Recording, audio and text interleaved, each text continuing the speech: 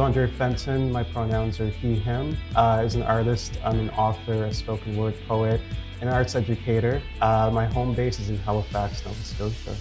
Is there a particular story that is sort of consistent through all of your art? I always had a passion for young adult fiction, and growing up, I was always a kid that would spend way too much time in the library, but the books that I was around didn't really represent me at the time, and I knew I had that desire to write stories, either being through spoken word poetry, through writing really outrageous manuscripts from when I was a young person.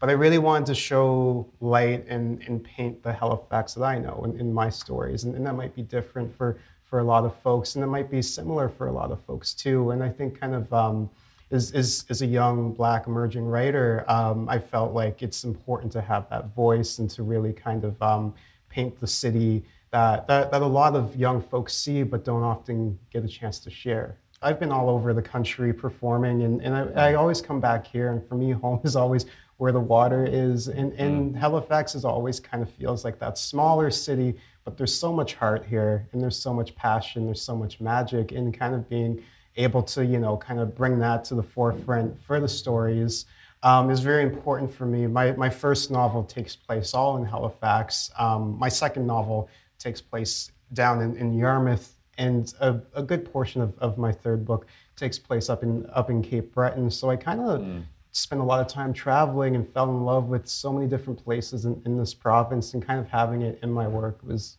really, really special. Is there a particular work that you're proud of? Yeah, I mean, this is definitely my body of work here.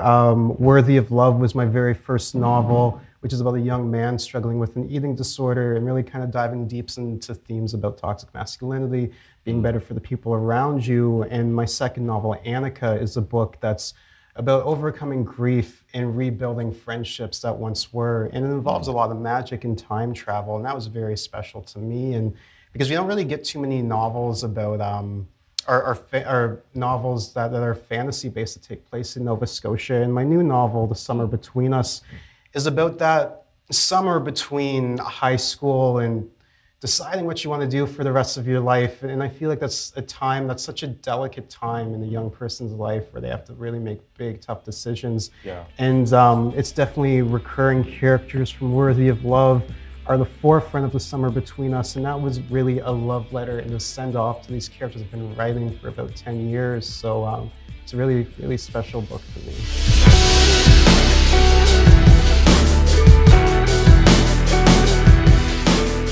Give us a glimpse into your creative process. What do you surround yourself with when you work? I do a lot of work in cafes. Yes. And I definitely love always meeting people, being a regular, talking, seeing what they're up to, but always kind of just doing my work on the side. I'm also kind of like one of those late night writers where, you know, it's just kind of like everything just seems so much more calming, but I'm learning it's not a feasible option to kind of write till like 4 in the morning anymore, you know. I'm not 19 years old anymore, but definitely there's a special kind of magic in the air at that time of day that I find. And definitely it's when creativity feels calm and you can navigate it in such a different way, but also working through the day. I always have to get out of the house to get a lot of work done. So you can find me at probably multiple cafes at the city, most likely alter egos. Right. Yeah. So Andre, what does getting this award mean to you? Definitely this award is such a huge honor because I feel like this chapter of my life, I've been performing on stages, performing in classrooms, and been writing books for young people. And as I'm entering the next phase of my career, I feel like this is such a big honor to be able to look back at the work that I've created for the community that I'm part of. And really just seeing how the community connects with the art that I create. It's definitely, it gives me goosebumps thinking about it, but it's all love, and it definitely is a constant reminder of how important it is to wear your heart on your sleeves when you're creating this type of art, and it just feels really, really validating.